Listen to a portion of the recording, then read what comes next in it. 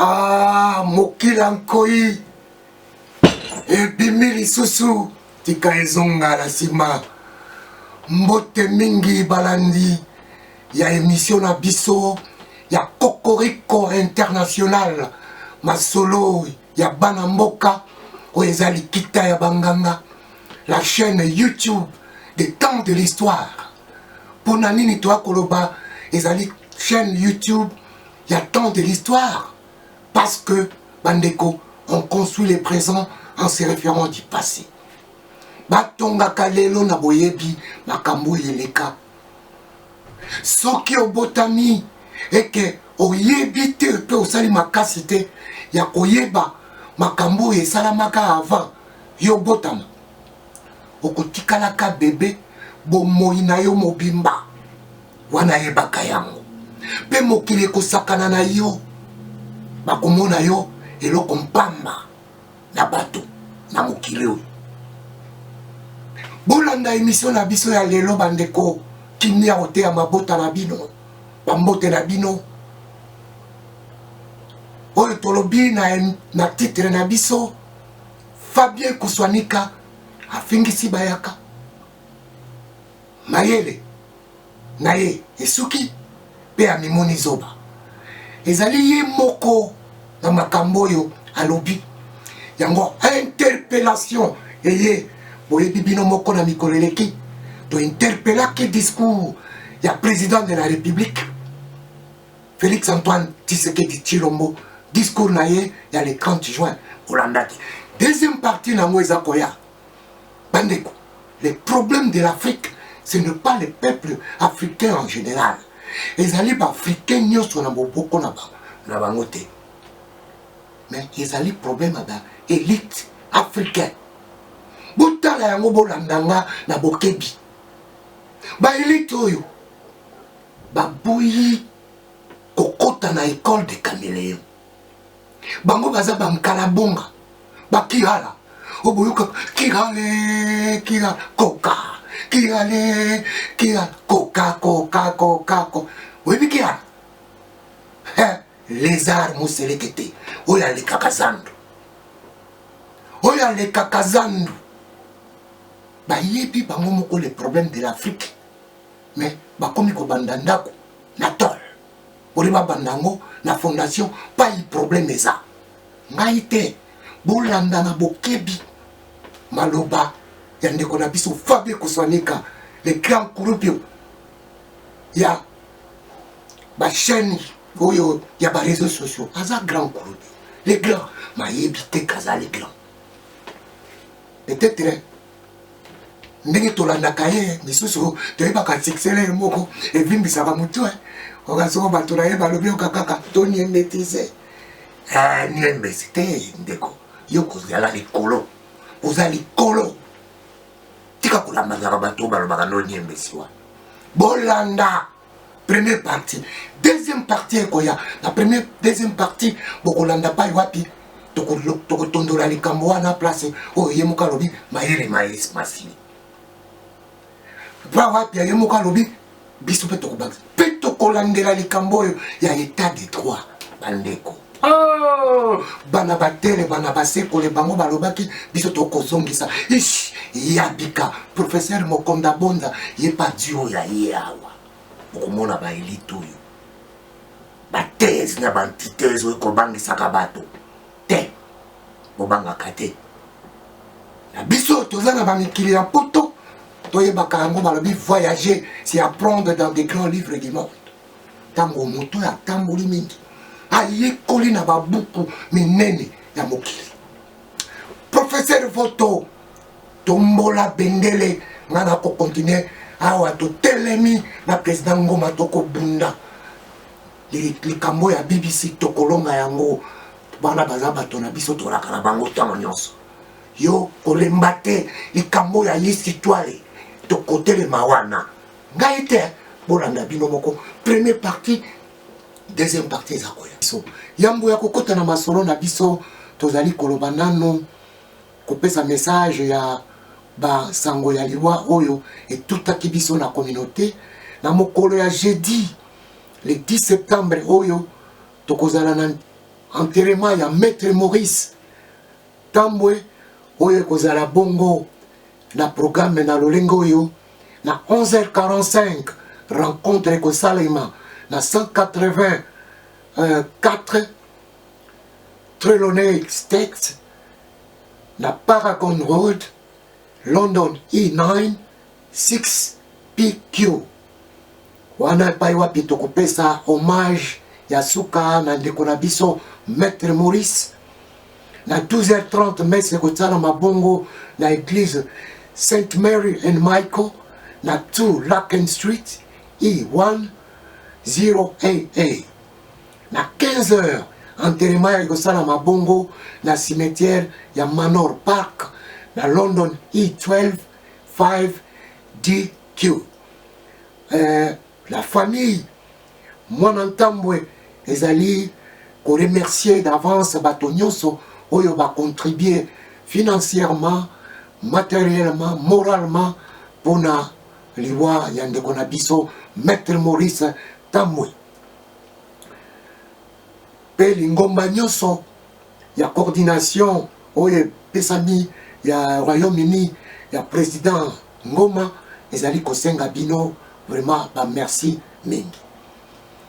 Tozali kolandela kaka na basango ya mawa bino moko boyebaki te na mokolo ya lobi loleki le 7 ezalaki journée oyo biso ba congolais tokanisaki molimo ya maréchal Mobutu Sese Seko oyo akufaki bongo na Rabat na Maroc.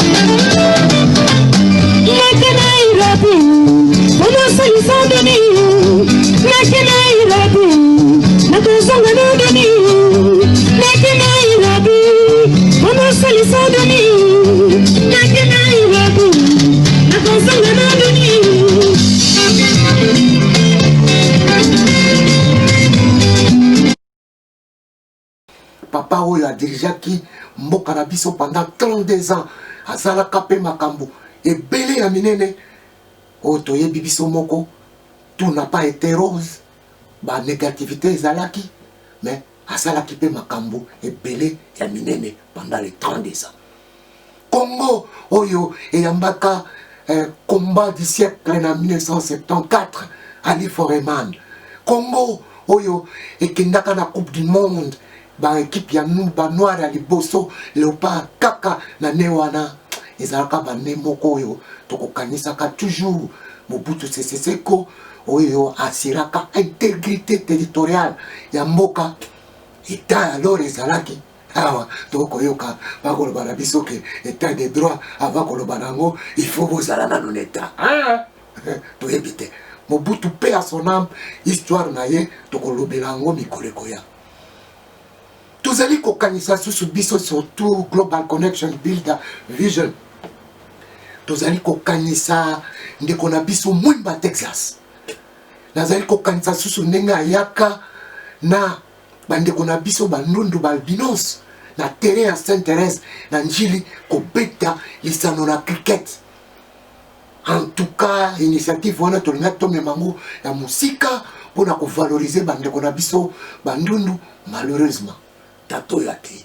Mais naïbi, il y a un des coordonnateurs, je pense, Kabongo, Tokoluka Moye, Tokota en contact pour Tomeka kolandela likambo wana pe à son âme mwimba Texas tokokanisaka yo toujours pe eloko oyo tobandaki tokokontinue yango nazali koyebisa lisusu bandeko na ngai oyo totangaka na bango na armée du salut à quartier 4 kobanda 1966 ti koya à 71 72 ndeko na biso moninga na biso atikaki biso na mboka Grèce oyo ayebanaka na nkombo ya Kukiele oyo azalaki leki ya kulutu na biso Padi na balabala Luozi Ngome Matadi si je me trompe pas na quartier 6 bao bayebi bayebaki ndeko na biso wana awutaki kotika biso na bamwa oyo eleki bana oyo tu batangaka na lere wana directeur Masamba Sébastien ba directeur misusu bayaki sima boyebi ba monsieur lokola mbrim ba monsieur Mulumba oyo azalaki monsieur aformaka biso penza na 6e deuxième paix à son âme. Donc bandeko boyoka d'information wana alors sikoyo tokokota na mama na likambo na biso bana batele bana basekole bandeko à l'école de Caméléon na lobaka elinga koloba nini bandeko na ngai. La science s'est développée en observant la nature. Science au bomonaka et se développa pour et observant nature ba moni ndeke ninga ko tambola likolo alobi oh asali avion toyokaka abréviation nango ezali appareil volant imitant l'oiseau naturel ba imité loko ba moni na nature tomoni awa na se tokotambola na ba métro na se batali nini fourmi akotaka na se asali pe banzela na se moto asali nzela na se makambo même koto ya biblia bato balandaka kuna balobi la nature ne vous enseigne-t-elle pas nature oyo nzambe asala biloko ya mokili tokomonaka bikelamu ezokoteya biso te Caméléon botala ndenge azalaka soki akotambola soki azali besika azwaka couleur esika wana aza makasi na camouflage soki azali na kotambola atambolaka bakongo balobi longwene wayika na kwetu choni mbanzolo zayoka alaka ne kwetu donc kotambola ya panti me makaniseleka grand bouliste soki akotala liboso misu na ye etalaka ezongaka ntina nsima ya kokende azalaka na comportement ya lézard te kiala oyo nalobi na bino oyo alekaka zando masese wana bolanda yango bakolo bayebisa biso à l'école de Caméléon tozaka na journaliste moko na tongo ntango toyaki bana abandaki koloba na biso likambo oyo soki alamuki na tongo kolobela biso à l'école de Caméléon mais baélite africain non peut-être kolamba ba diplôme na bango na mboko Grande-Bretagne bandeko nanga on ne mesure pas l'homme par le nombre de diplômes qu'il a te mais na makambo mutu wana azali capable ya kosala c'est ça ndenge mpe na yebisi bino voyager c'est apprendre dans des grands livres du monde bato batamboli bayekoli na babuku minene ya mokili bandeko boyekolaka nga so na kotambola so na moni place moko bakomi na kangia mo photo na téléphone nanga bokomona ba makambo ebele bakomaka na nzela naza na yango eza koteya bato botalaka so bokote na libula métro il y a des messages ya vie bapesaka mikolo koya na kotiela bino ba message oyo nga nazwaki depuis l'année passée ti adoyo nakanga ba photo ya ba message bandeko ngai te bolanda likambo oyo na bokebi nayebisaki bino émission oyo botiaka bana bakoko na biso ensemble baya baboyokaka la chaîne de temps et l'histoire donc chez nous il y a tango ya l'histoire oyo Eko la musabato batonga kalelo na boyebi oye le kaka. Fabien Koswanika. Afingisi bayaka. Ngaite yemo ko mutalobi. Mayele sili yemo ko mutalobi. Abimundi zoba yemo ko mutalobi. Pona nini? Azalim kalabonga. Lézard. Ngaite. Kiala. Coca.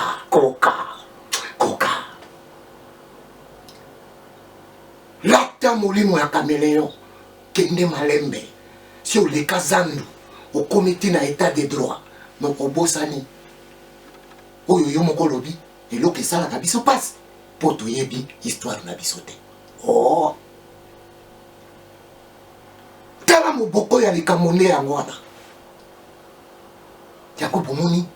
Kokoriko banda e banda 22 ans lelo, jour pour jour, na diaspora, peto ebsa bino, oye la moussa diaspora, c'est Kokoriko. To banda ki kozanga te.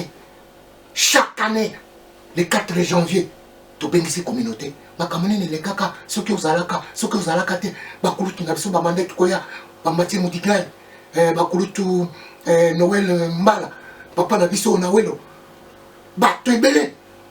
Mwana ya Kazavubu, ulutu na biso Flavien, toko benga batoto, ba maman Marie-Thérèse Nandu, tout ça, bato ba yekola makambo yo, tango nano bazala kate, tango nano babota makate, pour bazala, ba bébé perpétuel te à vie, pour basakana na bangote.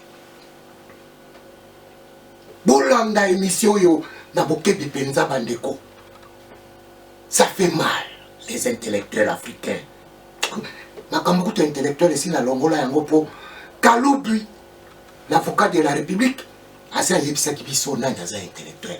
Soko bolanda yango pendant procès à Kamere. Ah, boko yeba ke en Afrique, nous n'avons pas encore déclaré bato baza intellectuel. Faut pas changer la société avant ba ntondi mabamu. Otherwise, ils sont intelligents. Na comme on a raison ça la moi recherche moko na développer locaux. Être intelligent ne veut pas dire que tu es forcément intellectuel. Non. Côté qu'on a là, intelligent sans pour autant être intellectuel. Tout le monde va démontrer bisou.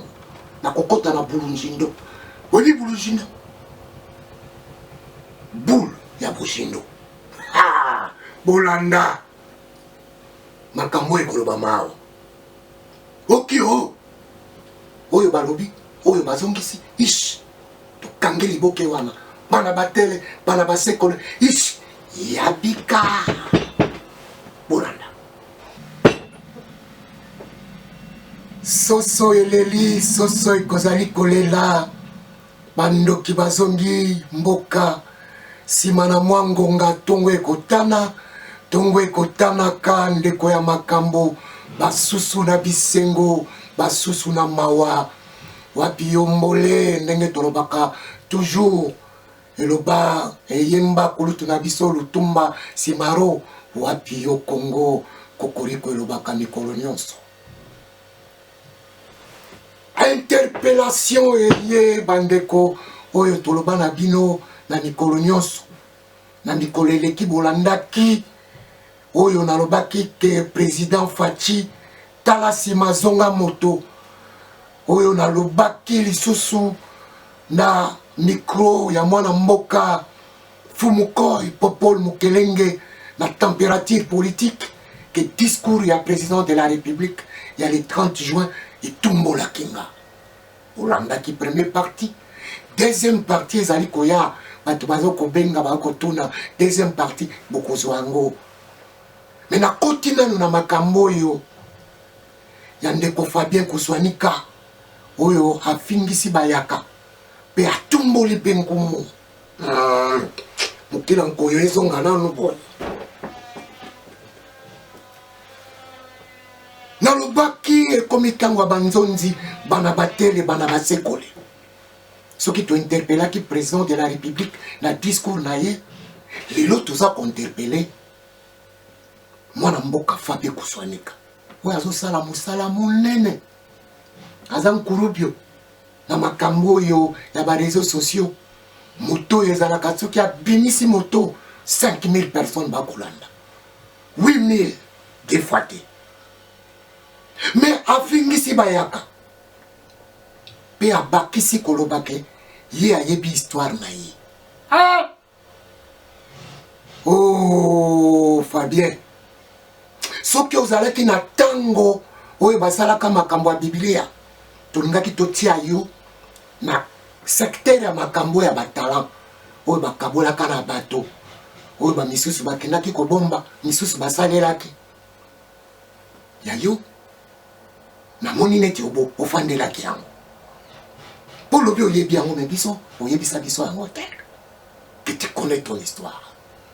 Un peuple sans histoire, sans valeur traditionnelle, sans culture, ce peuple-là devient un facteur négligeable devant la face du monde. Et ce peuple-là est en danger d'extermination. Moussala Obino Boponi, Yaba Pandi Sango, pour ceux qui informer Batou, mais pour ceux qui informer Bangote, mais allez passer en décollant. Ce qui dans les kamba batango batala toko botola yo yango toko pesa pa ya mutu mosusu bana batele bana basekole olobaki biso pe toko zongisa ishi yabika ndeko Fabien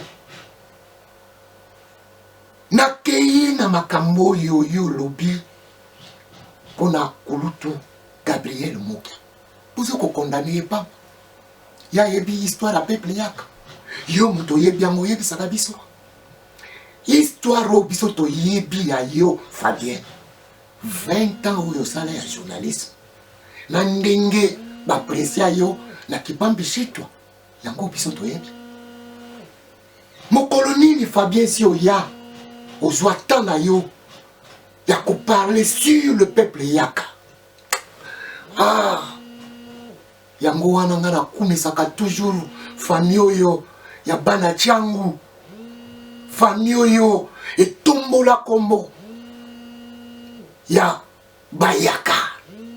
Ah kulutu nanga de kaba pe à son âme vieux bitario bitabelezita ya yo yango yo obo bandoko yoka landu bayaka.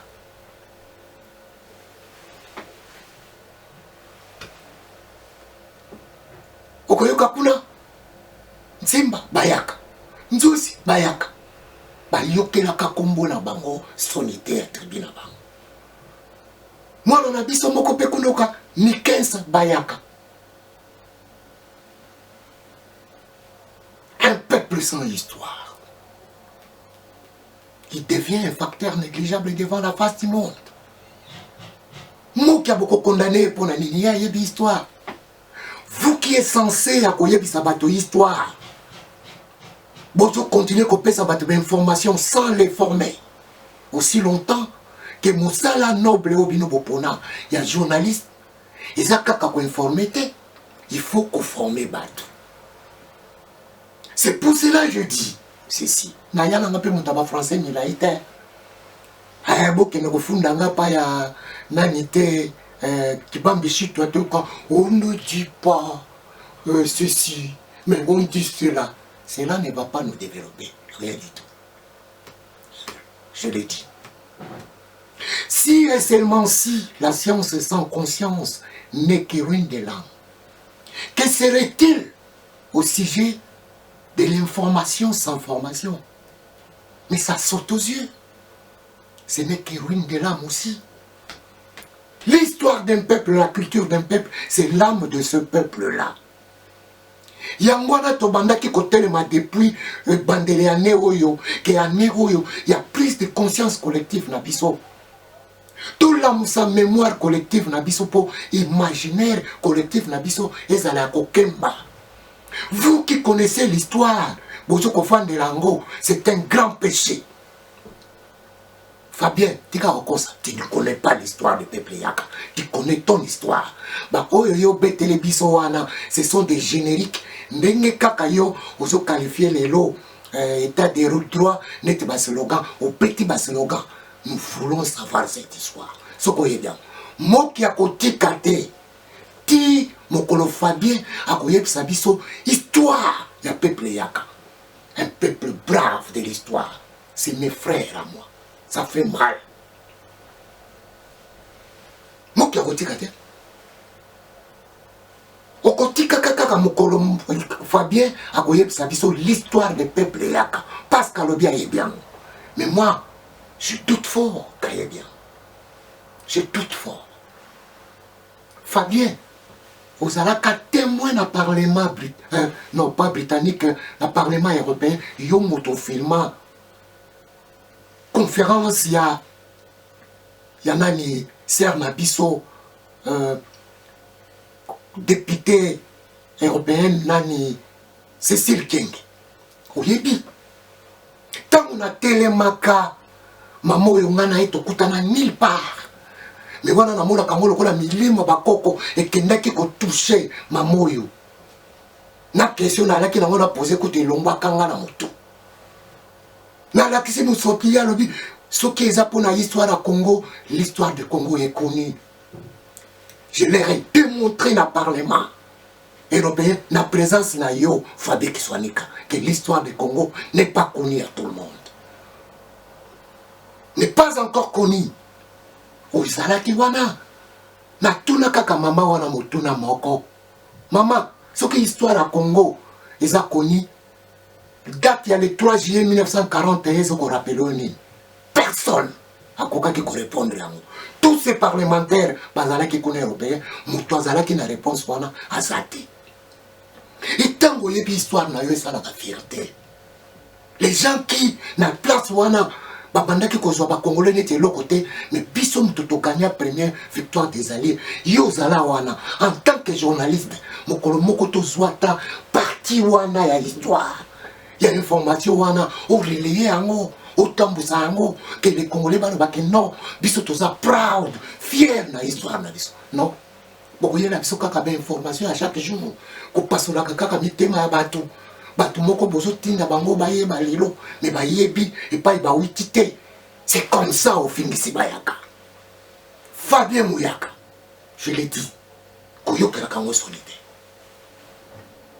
Famille oyo na nguma na changu na njili bango nguma ngati mpoko ulandi kuna menkao balabala ya fayu yepe na kokamata ye aza na interpellation na ye famille etombola kombo bayaka oyo bomonaka bayemba na banzembo landu bayaka likens mayaka bayokela ngosoni te bino boyebi histoire ofandela tokobotola yo yango Fabien Kiswanika otomboli nkumu yaka koyebisa biso histoire ya peuple yaka. Mais na soki wana te naza na makambo lelo interpellation na yo eza makambo misato nafandi namela nanu mai bandeko nga likambo oyo ya lisitwale etombolaka nga bankita yango nalobaka na président de la république bolanda video nasalaki président Faci tala nsima zonga moto alobaki atumboli nga na plateau ya mfumukoe Popol Mukelenge la température politique. Ah, tikana beta marteau yo na tolo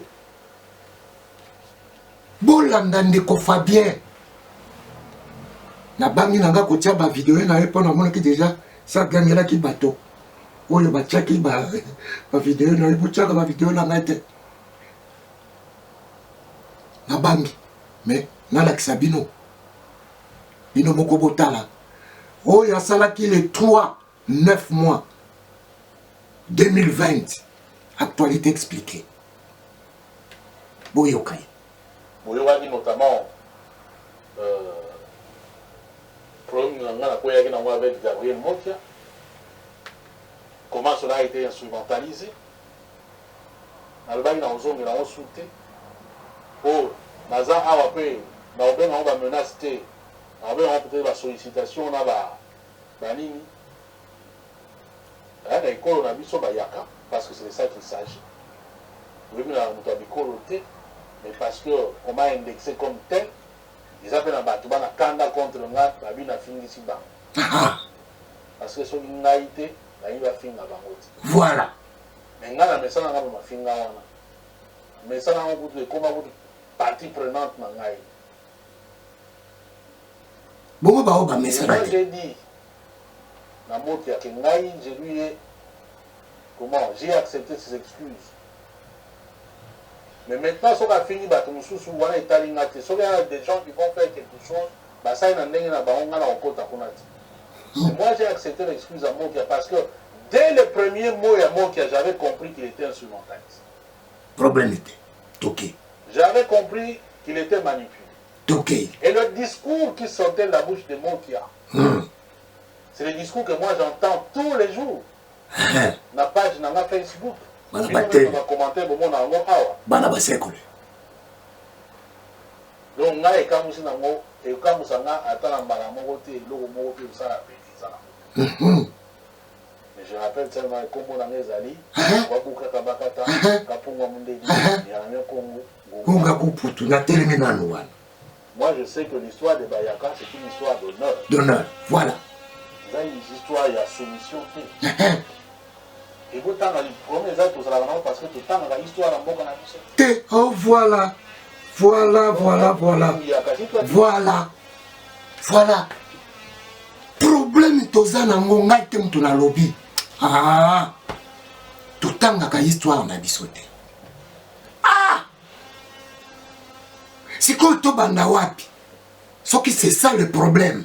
Faut to banda na mkotanga histoire na biso. N'est-ce pas? Vous avez la facilité à identifier le problème, mais mettre ça en application, c'est ça le problème. Ce qui est au banda qui n'a pas de histoire, mais tout quoi il a ma camouté. Yo yé kopé ça va tous les autres pourtant comme wana. Avant tout qu'il y ait un état de droit, il fallait tout bandana nous la refondation de l'état. Oh yo précis. Mais n'a ko buka ngopé les sous le wana. Mais ce qui est à bongo pa inayo. Pourquoi au bandana nous na koye ko sa congolais histoire na yété parce que c'est ça le problème. Oh yo identifié ngaité. Batu bakoloba bongo yo zokoloba yo sa nete te nga ko côté wana bomekate. Soki lelo ba congolais ya mokili mobimba. Ya Grande-Bretagne en particulier. Tina Congo ba yebi histoire ya Congo Institute. Malgré nazalaki moto aliposote ya koyeba histoire wana mais oya ko initier ya ko bimisa histoire wana ya munene ya fierté ya bakoko na biso oyo bayaka parmi ya bato liboso na Grande-Bretagne. Kinshasa Nankanza bana mike ya 11 ans 8 ans baya basala eloko monene oyo biso ba congolais ti lelo tokoki kosala te depuis toya lelo tozala ba docteur lelo o bokotanga la biso o docteur Mokonza Bonza bino mutu bozala ba complexe ba docteur non j'ai beaucoup d'estime la ba professeur voto oyebi mosala ni tokosala ya makambo ya histoire oyo et pas ozali telema soki lelo tozalaka na ba Nelson Mandela c'est grâce ya bakoko na biso mibale oyo basala Congo Institute documentaire wana bokende kotalaka des tombes congolaises du 19e siècle au pays de Galles botala. Conville Bay, une municipalité au nord du pays de Galles, a une longue histoire avec quelques villes de la province du Congo central en République démocratique du Congo, notamment Boma, Matadi, Vivi et Banana. En 1882, un missionnaire gallois du nom de William Hughes est envoyé par la mission baptiste britannique à Banana. À l'époque, l'actuelle RDC était encore sous tutelle de la communauté internationale du nom de l'Association internationale du Congo. William Hughes y rencontre un autre Britannique gallois, Henry Morton Stanley. Avec l'assistance de Stanley, journaliste très connu auprès des monarques et puissants,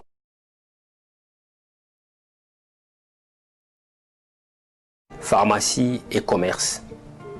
Certains étudiants vont regagner leur contrée natale. D'autres, par contre, proches de William Hughes, notamment Kanza, Kinshasa, Ernestina, mais Samba, vont rester. Et ils seront parmi ceux décédés et enterrés dans cette localité galloise. Dans cette noble tâche, William Hughes aura du mal à continuer à faire venir des étudiants congolais suite à l'opposition de l'administration coloniale belge. Nous sommes à Congo Institute, là où nos ancêtres étudiaient. Cet institut a été créé par William Hughes en 1890, comme nous le disons, 1890. Alors, c'est vraiment une opportunité que nous avons ratée. Cet institut que vous voyez derrière moi, c'est là où Kwame Nkrumah avait étudié. C'est là où Banda avait étudié de Malawi. C'est là où Davidson Dontengo, c'est lui qui avait créé ANC. C'est lui aussi qui était le maître. Nelson Mandela fut le disciple de la personne de Davidson. Voilà. Et c'est ça, c'est l'opportunité que nous avons ratée. Cet institut n'a pas eu comme nom Ghana Institute. Imaginez-vous. N'a pas eu comme nom Nigeria Institute. C'était Congo Institute. Alors la personne qui l'avait créé avait une mission pour les Congolais. Et cette mission, nous allons en parler. Peut-être il y avait des gens, des oiseaux de mauvais augure, qui n'ont pas voulu que les Congolais puissent être les hommes qu'il fallait pour conduire notre pays. 2 siècles après, William Hughes est devenu une grande figure dans cette petite localité galloise. Well, we're standing outside the Congo Institute in Colwyn Bay in Wales at the moment. And this is where William Hughes came from the Congo with 2 Congolese boys and started the Congo Institute. And at one time there was 20 Congolese students studying here. And they used to go around to the town to learn the trades as pharmacists, farmers, and his vision was for them to go back to the Congo to teach their own people to do these things and to teach the Congolese people. Simbiza Toto, Simbiza Mupepe, Simbiza Maza, Lutelama, Beto Tuizidi. Bakulu ya Mwela Probo, Bakulu Jeto, Mutakim Kansa, Mutam Kansa, Mutasamba, Yaya Ernestina, Beto Tuizidi Kiaka Kudala, Katuna Beto Mosiko, Nkangu Yeneto, Tuizidi, Yentumwa, Yansieto ya Congo, Kwaku, Ukrani Betani. Beno, Mulwasamina, Basi Yenkena, Bantu Mingi Kabaseni Go, Wakulena, Tuka 1885, Kasipwa Gugu, Katwena Diaka, Yekiadiko.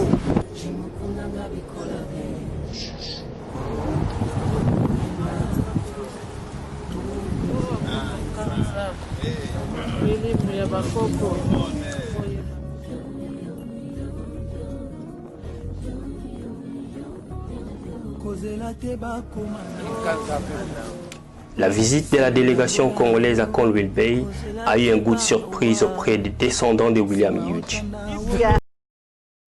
Since I was a young child, I was told the story and became interested, but it was difficult to find information. But now that we have the internet, it's become easier and you can research more. And people still keep coming back and they've got more and more information and research. So I would like to go back to the Congo.